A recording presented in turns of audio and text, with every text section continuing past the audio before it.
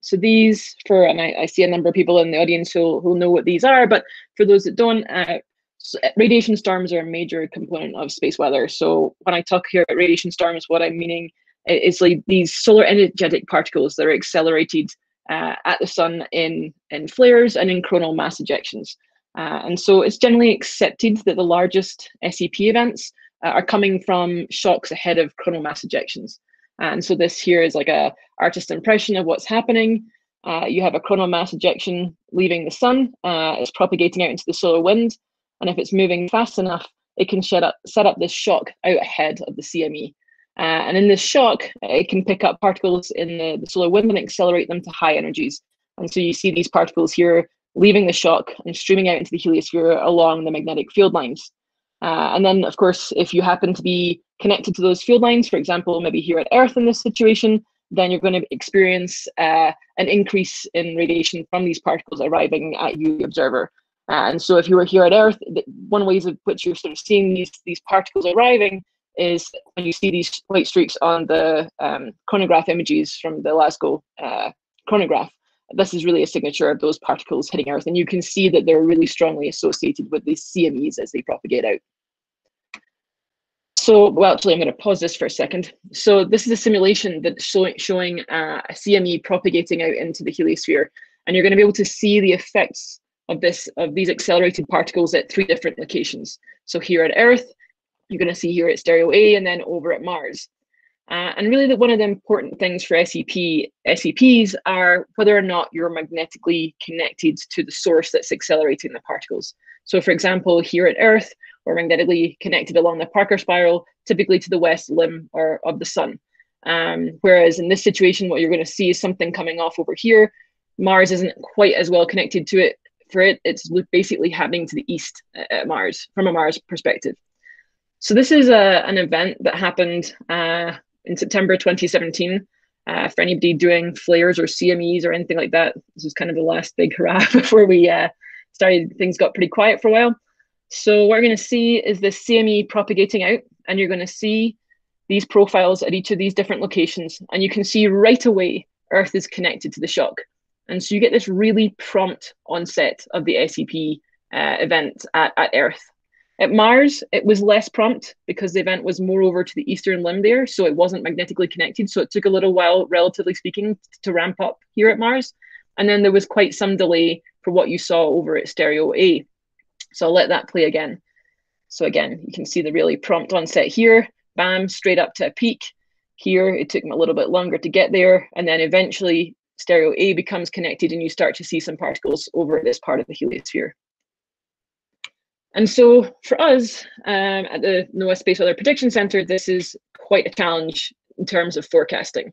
Not only do we have to kind of take into account whether something is going to erupt on the sun, whether that thing is going to be moving fast enough to create shocks, whether it's going to be accelerating those particles, how they're getting on the field lines, and how they're transporting throughout the heliosphere. We kind of have to deal with all of that in a 3-dimensional space and use what we're seeing in the sun to try and forecast whether our portion of the heliosphere is actually going to see a response to these events. And to make matters worse, in the case that we have showed here, if you're really well connected to the event early right when it's low in the corona, down where the shock is accelerating and accelerating particles, you get particles arriving at Earth maybe within tens of minutes after the eruption of the CME. So we're talking about a really quick turnaround on when you see something happening on the sun and then trying to say what you'll see at Earth. So this is kind of a big challenge, and so I'm going to try and walk us through the different aspects of this, what we're doing at SWPC to try and address this challenge, and then also what some of our customers in the different industries, what they care about and why these events are so important to them. So for the satellite industry, they obviously care about the radiation environment in which they are operating. They care about their assets up there, and they want to know how long they're going to last and whether they're being impacted by these storms. So you can have things like the total ionizing dose, which is basically taking into account how much radiation exposure you're getting over a long term. You're slowly degrading the components. Things like the solar panels can start to be affected over time. They care about single event upsets, which is when you're starting to get charge deposited into electronics, and it can cause latch ups and burnouts. Surface charging, anyone who's involved in any spacecraft missions will know that's kind of a nightmare because you get charged on the surface of the spacecraft, and you can get arcing, which can cause all sorts of problems. And so they really care to know about these events, not just from a forecast perspective as what's happening right now, but also what's going to happen in the next 5, 10, 15 years when they're launching these missions. How can they mitigate the environment that they expect to be flying during, what's happening whilst they're up there. Okay, so also another one of our customers from the radiation storm forecast perspective is NASA Space Radiation Analysis Group, particularly for the crewed space missions. These are the folks who are working with the flight surgeon down at NASA Johnson to look after the health of the astronauts. So they obviously want to care, they want to know about whether their astronauts are going to be exposed to any of the effects of these radiation storms. And this is something that SWPC has done for many years, many decades. They have supported, our forecasters have supported SRAG with 24-hour support, going way back to even the Gemini and Apollo missions, all the way up through to the recent sort of ongoing missions to the International Space Station. And probably in recent years, it's been a little easier than what it was during the missions to the moon. Basically, the ISS is protected by the magnetosphere in the ways that if you're out going to the moon, that you don't have that protection. So the ISS is generally only unprotected by maybe 10 minutes out of every 45 for 12 hours of the day. So it would take a big event for them to worry too much about it. However, as we start planning to go back to the moon, and if we're thinking about going to Mars for things like the Lunar Gateway and the Mars missions, radiation storm forecasting is going to become a lot more important, and it's going to be something that we have to do. We have to get better at, and we have to understand what's going on. It's not enough just to say, give a short-term heads up if something's happening. We actually want to say in advance, pre-eruptive event, is there going to be something happening that, if you were on the surface of the moon, would you plan to do an EVA, go outside, do extra vehicle activities and things like that? Would you plan to do that in the next day or two? How does the risk look in terms of whether that affects your planning for those activities? And we're also going to have to know more about the duration and evolution of the storm. These things can last for several days. And so if you have astronauts, for example, in the Orion capsule there, they're in a small space. And if you tell them to get into a little shelter, the shelter space that they have for them basically involves them sitting with their knees around their ears. So you don't want to be sitting in that location for several days at a time. You want to know when the worst part of the storm is going to be, and then you want to be able to get out and be able to move around and get food or do whatever you need to do in your normal day activities in periods where you don't have to be sheltering. And then we have to do all this again with a low false alarm rate. So that's also a bit of a challenge. We can't be crying wolf when people are, 2 hours away from some shelter on the moon, and they would have to hustle to get back to that shelter. And then for us to turn around and say, oh, sorry, not much is happening. So another sector that has cared about this over the years, and there's been growing interest in the last few years, is the aviation industry. Technically, crew and passengers on aircraft are considered radiation workers. And so the industry in general is interested in making sure that they track these dose levels that the crew and the passengers might be experiencing over time. But I say this, and then I put in the big caveat here, it really is only the biggest events that are capable of accelerating particles to the highest energies that you're likely to see something, even sort of something that would be considered important for a radiation dose at the flight levels. So this is not something that we experience every time we go on a flight. We're talking about a couple to a handful of events per solar cycle. And even then, it has to be the biggest events. You're looking at right around the peak. So maybe you're talking about tens of minutes. You're not talking about every minute that you're on a plane. And so, of course, the aviation industry has the same issues the satellite industry has, where the avionics can be susceptible to the impacts of radiation. And you can see these single event upsets also occurring on electronics on planes. And then also it impacts also the aviation industry's communication systems if you're using high frequency communications. So it's particularly over the poles. If you're flying during an SEP event, those protons can precipitate into the D region of the atmosphere, and that can really impact and degrade the HF communication signals. So it's something that they also want to think about from that perspective and plan for are they going to expect to see any of these effects during a particular flight, and how do they plan around it? And so really, again, with the aviation industry, it's really flights that are high altitude, where the atmosphere is less dense and offers less protection. We're talking about flights that are going over the high geomagnetic latitudes, and polar flights. So essentially where the Earth's magnetic field is open, and the radiation can penetrate deep into the atmosphere. Once you're much nearer to the equator, you're very much more protected, and so it's less of an issue in those regions.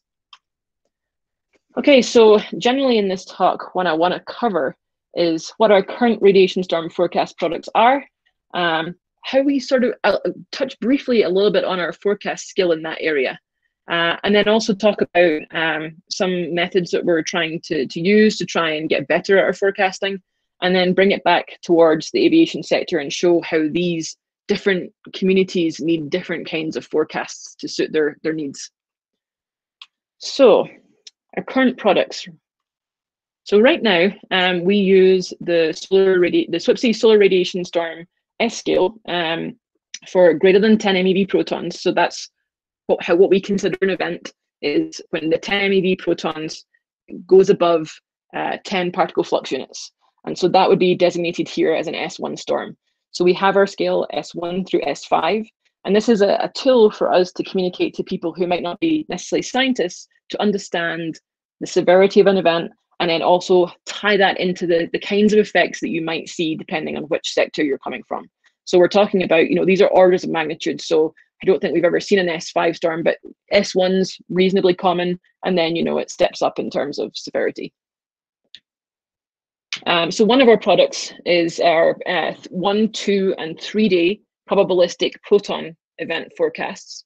So what we're talking about here is whether or not an S1 storm is going to happen in the next 3 days. And so specifically here you have the GOES instrument, which is measuring particle fluxes at different energies. Here's the 10 MeV up here, 50 and 100 and then in green. And so an S1 storm here is basically when this red curve crosses the black dashed line.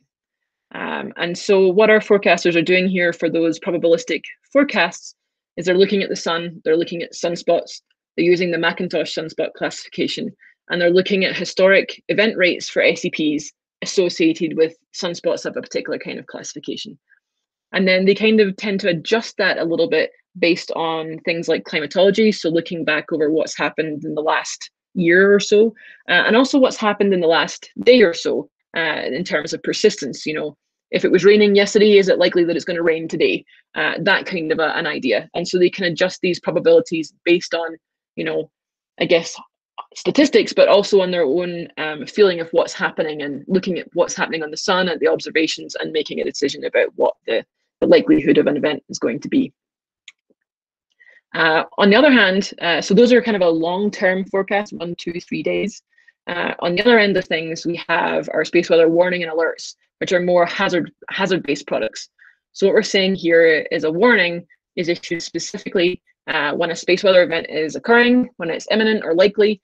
It's basically a short-term, high-confidence prediction of something that's about to happen within the next minutes to hours.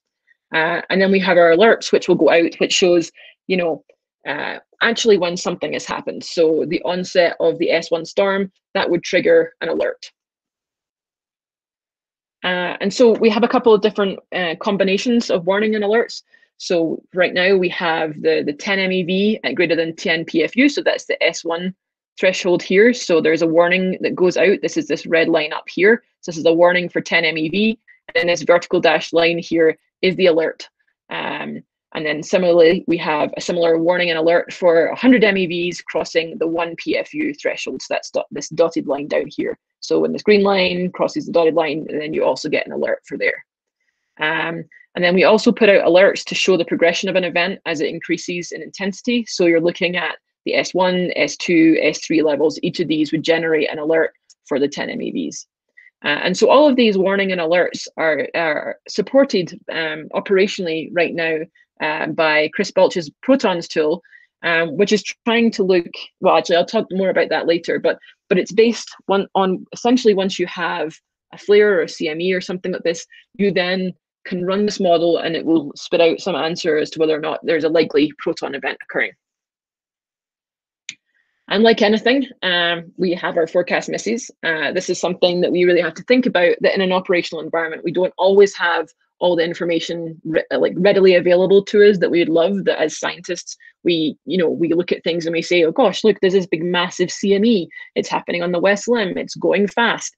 This surely would be an SEP event, except that we don't get these images in real time.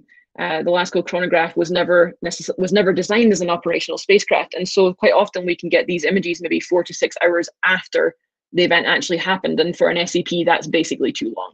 That you've already crossed the threshold, you've already missed the event.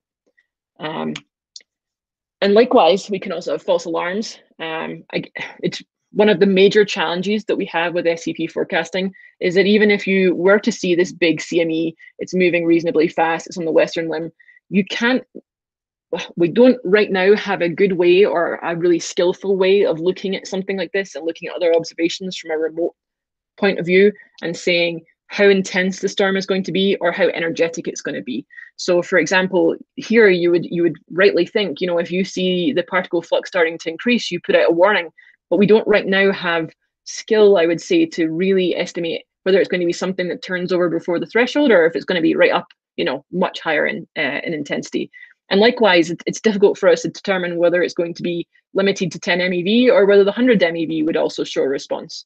And so that's something that we have to work on in terms of forecasting and in terms of our understanding to really really get to the point of what creates these big events, but also what creates events that are just below or above the threshold, and how do we distinguish between the two. And so in terms of how we're doing, this is just for 10 MeVs, and I could go much more into detail in this, but just to give you a bit of a flavor for this, over time, we can track how well we're doing in terms of the number of events we're catching and the number of events we're not. So we have the probability of detection here, which is saying for the number of events that were observed, how many did we catch and how many did we miss?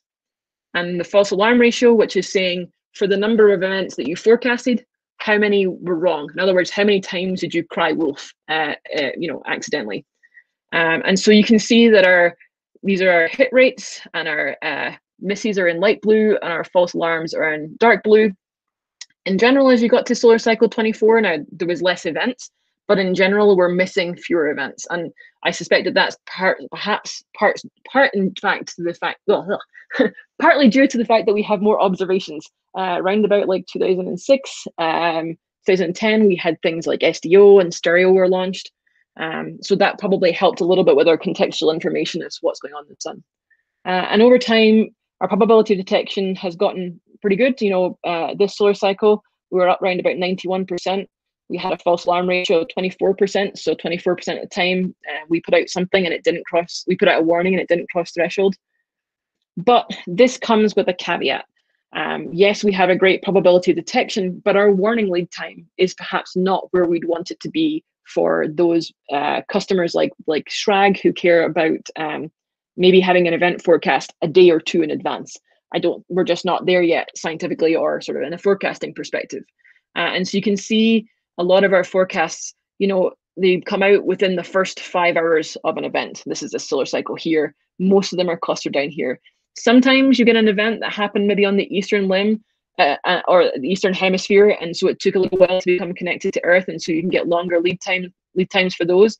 And in general, maybe we've increased our lead time a little bit between the two solar cycles, but it's hard to know if there's enough events to really say if this is like a truly statistical change. But generally, we're looking at about an hour of warning for these warning products. And so this is something that a lot of people are looking at. There's a lot of numerical physics-based models out there. Here's some examples of them along the top down here. SEPMOD, IPATH, FLAMPA, Sparks, all these different models are different people's approach to trying to model SEPs. And these are specifically the particle acceleration models, and people are tying them together with MHD models of the background solar wind. Because not only do you have to understand the particle acceleration and transport within the heliosphere, you have to understand the background into which it's propagating. Especially when there's multiple CMEs happening at the same time, these things can pile on top of each other, which can really enhance the level of acceleration, but it can also be quite confusing from a model's perspective to keep track of all of that and to accurately model the CME as it propagates through these vastly different regimes of plasma, all the way from the corona out to 1 AU. And so I'm not here to say that machine learning is about to solve everybody's problems. I don't think it's there yet either, but it's right now we're in the place where if we where the physics-based models are not necessarily able to run quick enough for a real-time environment for those tens of minutes forecasts. Maybe they're not quite, they're fantastic scientific tools, but they're maybe not quite there yet in terms of like robust and accurate models that can really be suited to an operational environment. So a lot of people have been looking at more empirical or statistics or machine learning type models or tools that we can use to fill that gap in the meantime.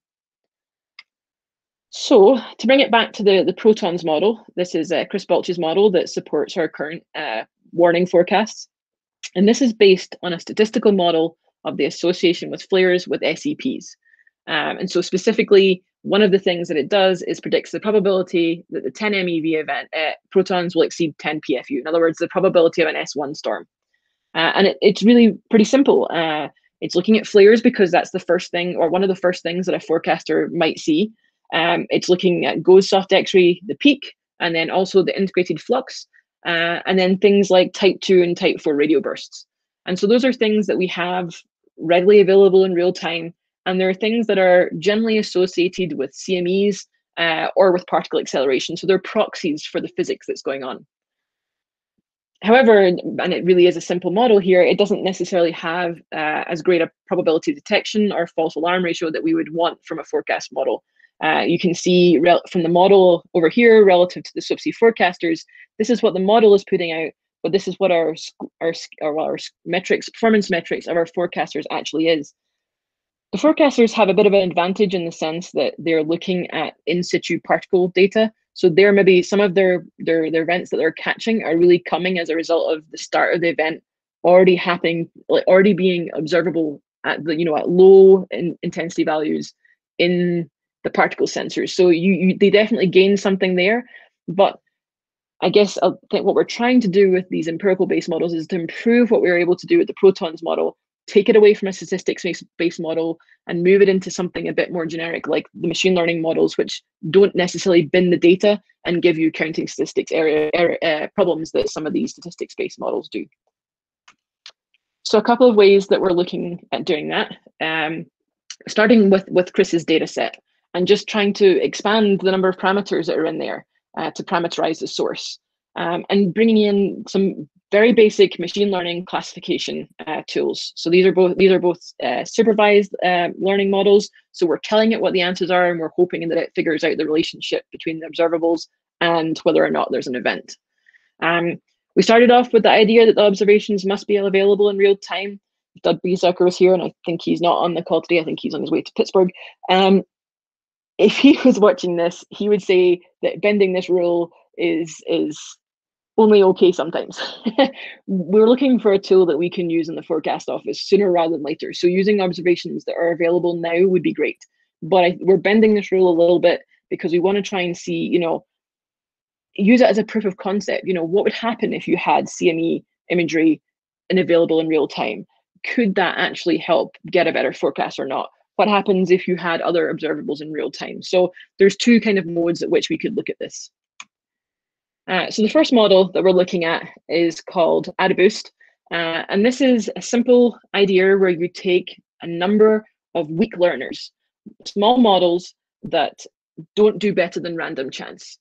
So each one model might be 50-50, but together they are able to create a much stronger, more robust model that actually has some skill. And so in this case, our weak learner model is going to be based on a decision tree. It's called a decision stump. And so the idea is that you have your parameter space and you can take a decision, a split through the parameter space, and then everything to the left of that split is going to be one class and everything to the right of the split is going to be another. And so you do this over and over, and together you have all of these weak learners, go away and learn something about the parameter space, and together they vote on what the answer should be. So to visualize this, if you've got blue data and red data, supposing you take a split through your parameter space and you just say, here's my first split. You classify either side based on the majority on either side. So left is blue, right is red. You'll notice you got one wrong though. So, okay. So the next time you do this, you're going to tell the algorithm, next time, pay more attention to this particular point because you got it wrong the last time. So the second split through the data, again, you classify. So now top is blue, bottom is red. And again, you got some points wrong. So again, you adjust the weights and you say, hey, okay, the last time you got these points wrong, take another stab at it. And so you can keep doing that, you know, and you can vary the number of times you do. But ultimately what happens is that each of these weak learners here gets to vote on the ensemble. And you can see that each of the weak learners always considered this top left corner of the parameter space to be blue, and so therefore it's blue. Whereas this top right, it was 2 red, 1 blue, so it got red. And generally there's also a bit of weighting in here so that we know this model here did better than this one. So this model, this first weak learner gets more of a say in the ensemble. And together you can build this trained classifier. The other method that we're looking at is support vector machines. Again, a really simple classification algorithm. And the idea here is to try and find a decision boundary that cuts through your data. So it's going to be blue on the right, red on the left. And you want to create a margin between these two populations that is as wide as possible. And the points that will sit on those margins here are basically the support vectors. And so you can see that this model works well in the sense that you don't necessarily need billions of examples because these points out here don't really have anything to do with the definition of the boundary. Well, they do a little bit, but the whole thing is defined by these support vectors which lie on these boundaries here. But you'll notice we got a couple wrong. And so the question is, well, how much do you penalize a model for getting a couple of points on the wrong side of the margin? And that's something that you, on the wrong side of the decision boundary. And that's something that you can do through the slack parameter is vary how strict you tell it to be about getting everything correct. You have to be a little careful about that. SVM certainly can have a tendency to overfit the data. So it can really go out of its way to, you know, put a wiggly line around every single one of these points and make sure that everything is absolutely correct. But if you change your parameter, if this is on your training data and then suddenly you get new data that's just ever so slightly different, but is still generally red on the left, blue on the right, you can find that you start to get things wrong because the model has been overfit to the initial training set. And so it doesn't generalize well to the stuff that it hasn't seen.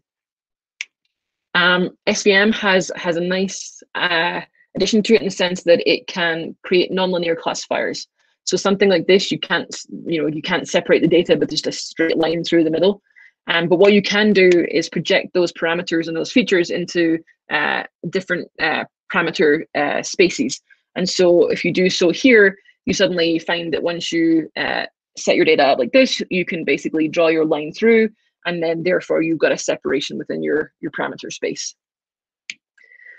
So we just started off with some features that we know from previous people's works that are generally predictors of SEPs. So things like the soft X reintegrated flux has a correlation with there being a CME. So when we can't see the CME itself, does the soft X reintegrated flux actually help us say that there's something going on even if we can't see it? Other things to do with particle acceleration, location, things like the emission measure. There's a reverse correlation that shows some M-class flares are reversely correlated with SEP productivity, so that could be something. And so just to give you kind of a quick overview of how these models do for those different parameters, and this is, we need to really expand properly on the number of events that are in the data set for this, but for these particular features, we had 770 flares, 63 of them were associated with SEPs, 707 associated with the control events. So in other words, they didn't have an SEP. So this is our positive and negative class. The numbers are quite low because we wanted to use LASCO CME catalog, which of course starts in 97. So we lose a lot of the events that were observed earlier than that. We split this into our 80% training set and 20% test set. So we're only looking at this when we train the model, and these results are when we apply this to the test set, and then we don't touch the results. So the best results for SVM we were finding that relative to the Protons model down here, which has a probability of detection of 57%, our training and our test sets, so our test set's the most important one here, our test set came out with a POD of 92%. So we're really managing to increase the number of events that we're actually detecting, 50% up over Protons. And so our false alarm ratio is about the same. It didn't really change, 57% to 55%. But something about the SVM was able to detect more events. The ones that it got wrong, when you look at, just as a quick dive into the parameter space, if you look at the CMEs, for example, oh, hang on a minute. Let me see if I can hide that. Oh no. That's what I get for touching things. Can everyone still see my screen? Hopefully. Okay, so this is false alarms and hits. So you can see that the peaks of these two distributions are kind of similar in comparison to the negative case. And so it's getting a little bit confused when it's saying hits absolutely have a higher speed, but then when it sees something with a higher speed, it over predicts and says, I definitely saw something, and it didn't. And it's the same with the HALO CMEs. Basically, it thinks everything that's a HALO CME is also an SEP, and so you get quite a few false alarms from there. And similarly with the misses, it thinks that non-SEP events are slower moving CMEs, so anything that's moving slower, it automatically rules it out as producing an SEP. For Adaboost, slightly different set of features, just because we found that the CMEs, adding the CME information in it really didn't help the model. Again, a similar approach. And in this case, it didn't actually increase the probability of detection. It was fixed around about 52%, but it did really lower the false alarm ratio down to 26% from what 55% from what Protons is seeing. And so this is a different kind of model. It's approaching things from a different perspective. Something about what Adaboost is doing can really tell you which events are not going to be SEP productive. And so the idea being that maybe we can try and bring these two models together, where one is actually helping us detect things and one is helping us push down the false alarms. Can we go a bit further and add this into some kind of ensemble where the two talk to each other and together they come up with a better answer?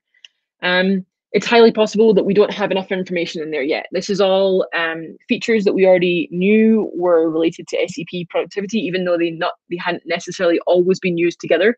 But can we add more information and more physics in there to actually start to try and get into a good decision boundary that will separate the data?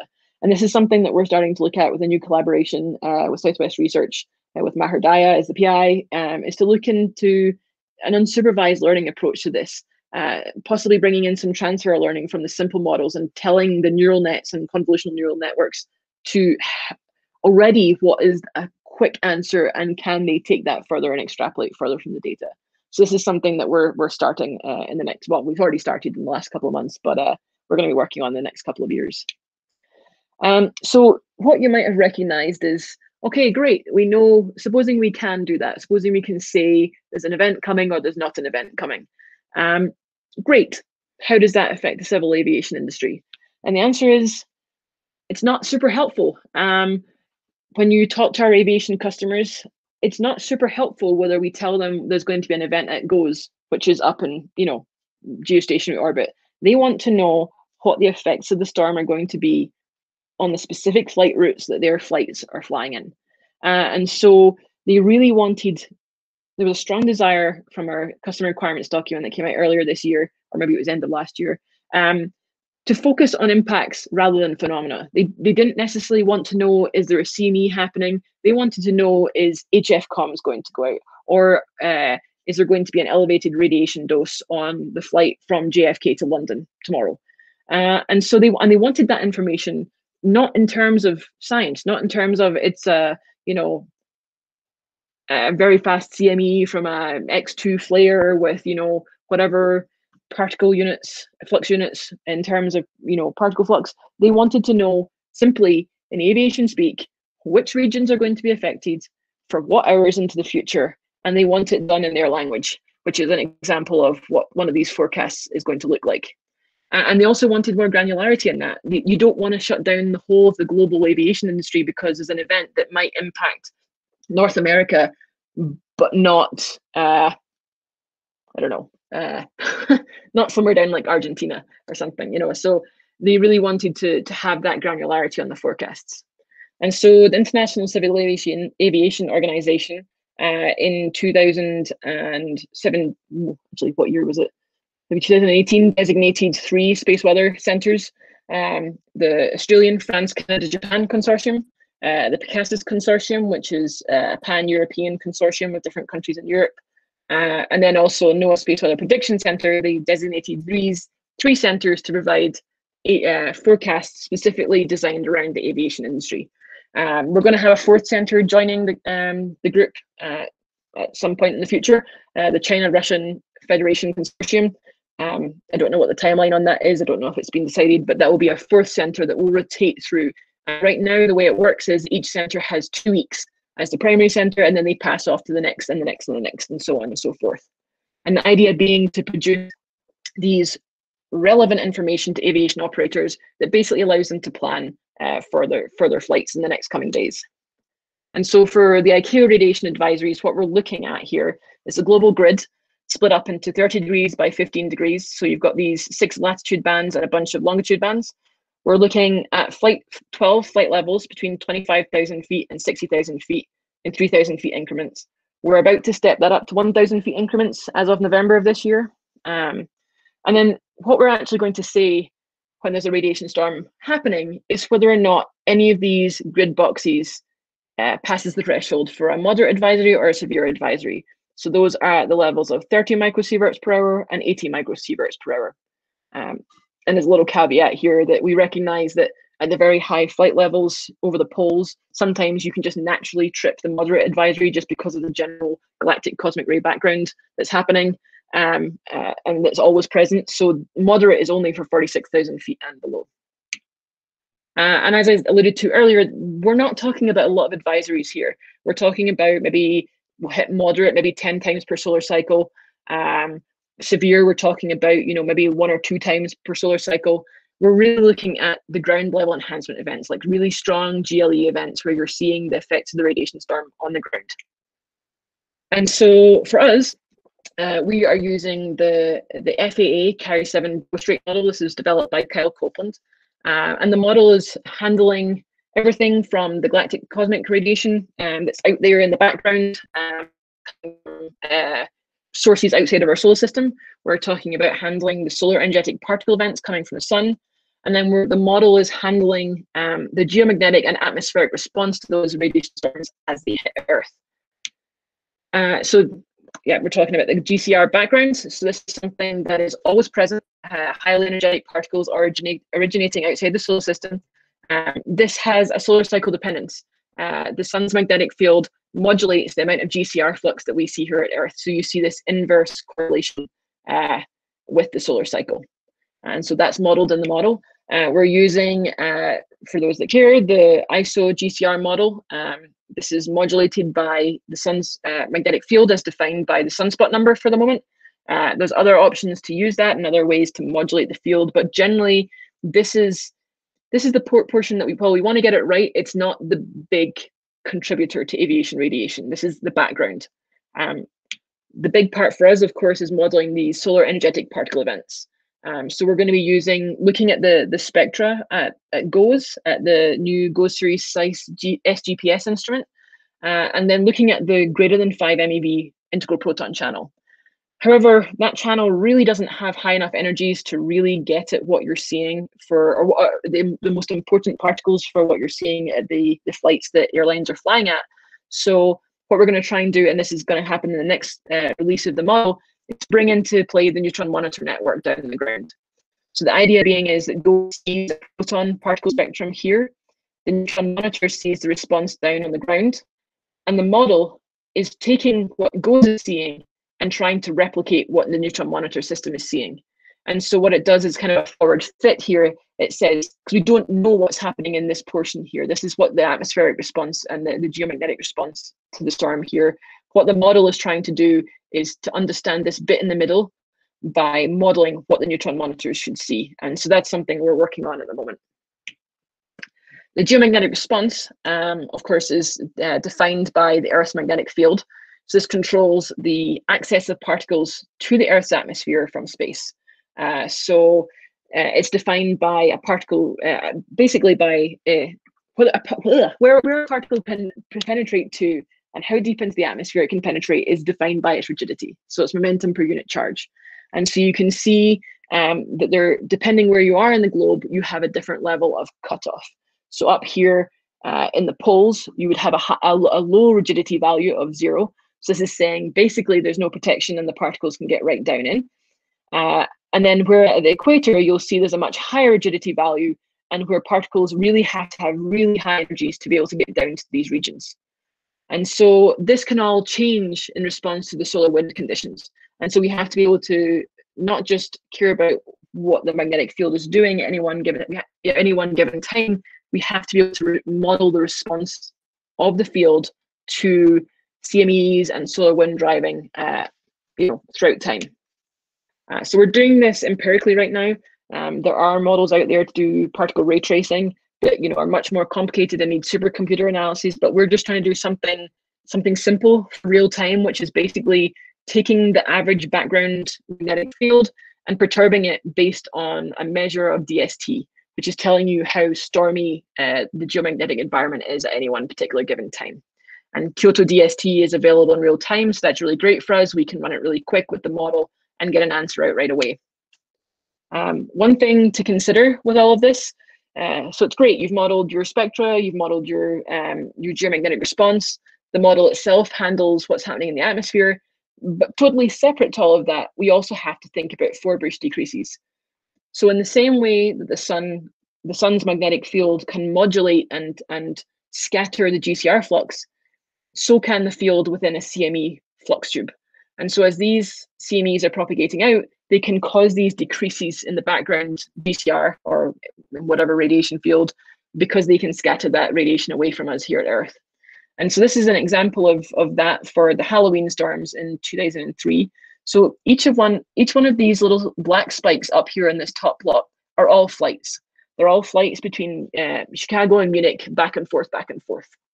So this is it expanded out here in this plot on the right-hand side. So each of these blue dots is a flight, Munich to Chicago, Chicago to Munich, backwards and forwards, backwards and forwards. And then there was the Halloween storms in 2003, these big, huge energetic events. They accelerated a lot of particles. And you can see here, this was what the neutron monitors were seeing, which is telling you something about the GCR flux. And it was suddenly, you had less flux than what you did before. And that's because of this Forbush decrease. And for us, what this means for the forecast office is all of these flights before the event happen. They're, all fluctuating around about, a few percent either side of the average. Suddenly the event goes off and you have this big GLE, and suddenly the relative dose equivalent jumps up during these two flights. And then the Forbush decrease kicks in, and suddenly you're in a situation where you've got 30% less dose than what you had before the event even started and when it was, just the background.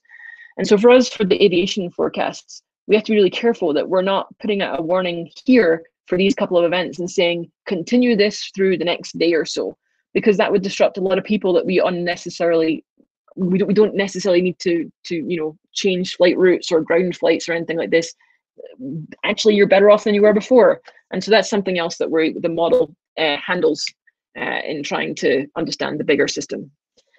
So this is what we're looking at. This is a radiation dose map. This was for the September 2017 event. This is the very highest flight level. We haven't had anything since GOES 16-17 was launched, which is what we're using for this model. We haven't had anything which really triggers the moderate advisories. You wouldn't have issued an advisory for this flight level. This is just, it's still within the okay acceptable levels. But how this translates in terms of an advisory, if it did trip the limits, would be this, what we've taken from the scientific output of the model, we translate into advisories. And so then the advisory goes out to say that these regions of the globe are experiencing elevated radiation doses crossing the moderate threshold. And so why do we care about any of this? Well, there's this nice example here which shows what would happen if you're, and this is one of the really big storms, the 1989 September storm, if this was the the dashed line here was the flight the route that was actually taken versus a simulation of what the Great Circle would have been for the quickest route from A to B. And so what you can see here is this red, and there's a lot going on in this plot, I apologize, but here's the ICAO moderate and severe thresholds. Here's the dose rate that you would have had if you'd followed the Great Circle route from A to B. But here's what would happen. This blue line here is what would happen if you took, well, when they took this diamond path instead. And you can see that it was a reduction in 5 times in the dose rate.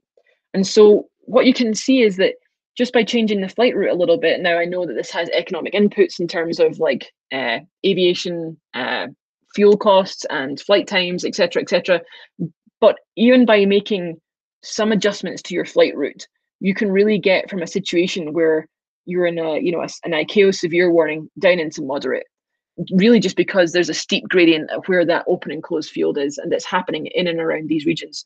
And so for these kinds of flights, that's important, that if they can change their flight route, then they're really changing the environment in which they're flying through.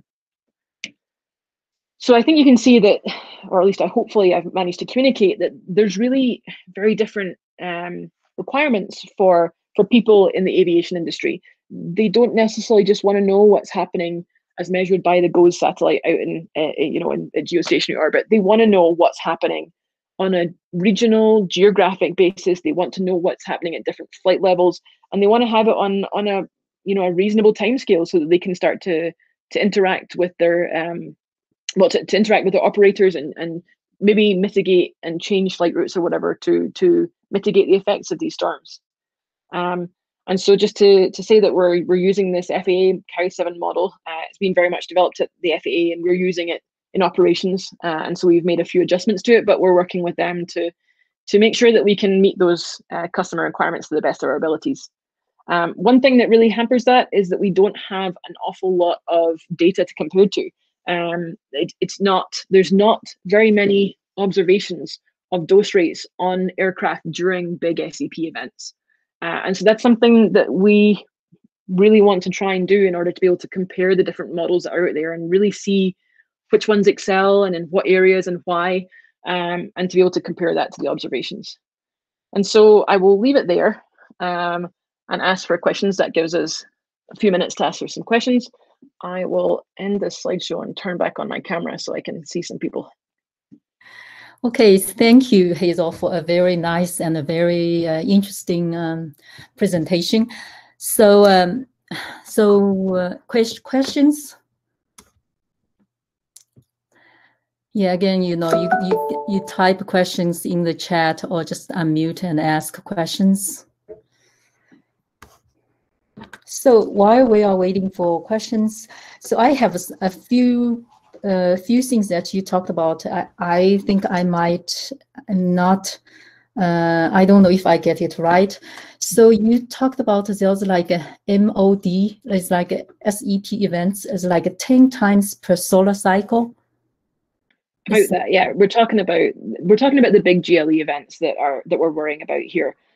So for each solar cycle, you're somewhere between like 10, 12, 15-ish GLE events, depending on the size of the solar cycle. So moderate advisories, you're kind of looking at similar numbers.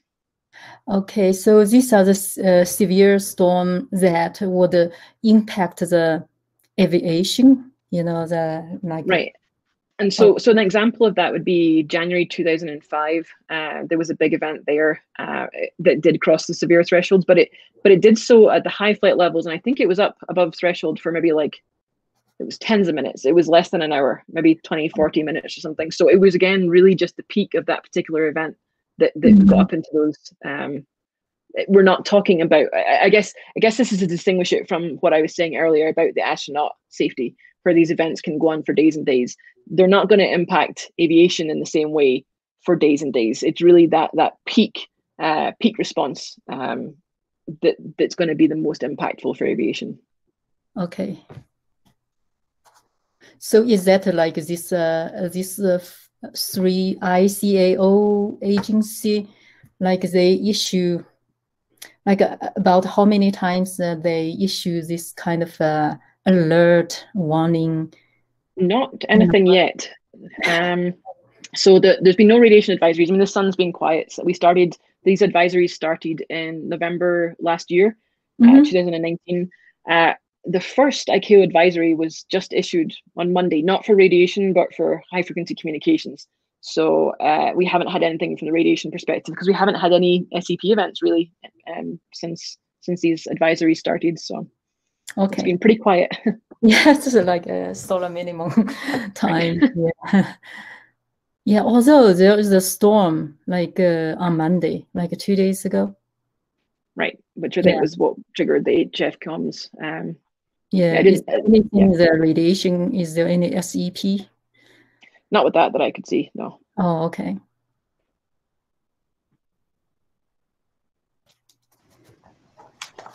Hazel, just one question for me on the Concorde flight you showed in the simulation, I guess. Maybe one was actual, one was an estimate. Was that at the same altitude? Was that all indicative of the change in magnetic latitude, or was there an altitude change in that as well? Do you recall? I'll go and review it. I just was wondering if you knew off the top of your head. In the Concorde, in the September 89 one? Yep. Don't know. You mean the Forbush decrease part or the peak? No, so I saw you showed the difference. So they claimed a factor of 5 difference from the change. Oh, that right. I was just curious if that was only the latitude, if there was an altitude influence as well. I was thinking about the wrong plots. Let me see if I can present this, because it does actually, the altitude doesn't change an awful lot from what I remember. It's mostly the latitude. So let's see. Okay, let's see. Can you see that? Yeah, it's just coming. Yeah, so here is, let's see. Altitudes are these brown lines. So yeah, altitude was pretty much the same the whole way through. Different latitudes, so obviously it came down at an earlier point. But yeah, no, altitude was pretty much the same the whole way through. So it was the change in latitude that was the difference. Okay, thank you.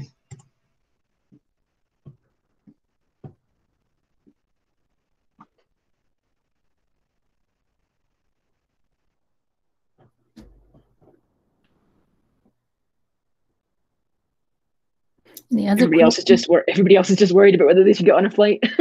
that's not really a thing. I mean, these are rare events. This is not something. Yeah, we have a question in the chat. It's for SEP event warnings. Do the false alarms and missed events from protons and from the machine learning model usually occur during similar conditions, or is one approach better suited? It's a good question. We need to dive back into that.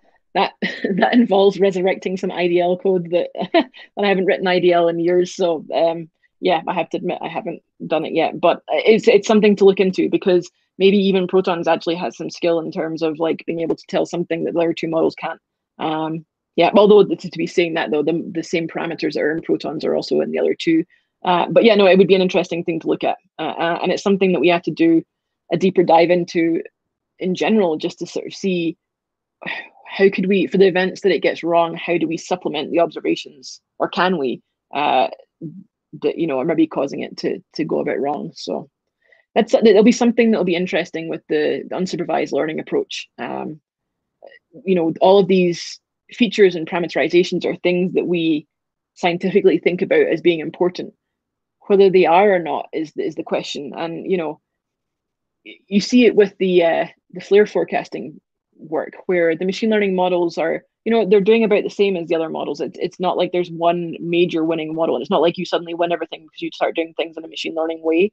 But maybe the unsupervised approach, if we start to give it more of the data that's out there, we're looking at giving it things like the SDO, EUV data, the magnetograms, more things about the solar wind, that sort of stuff, that it can hopefully maybe manage to pull out more information than what we're doing, and with the way that we're looking at parameterizations of the sources. So I think that'll be interesting to see as well. Okay, by the way, the question is from Alex Medema. And we still have a few minutes, and so we can still ask a question.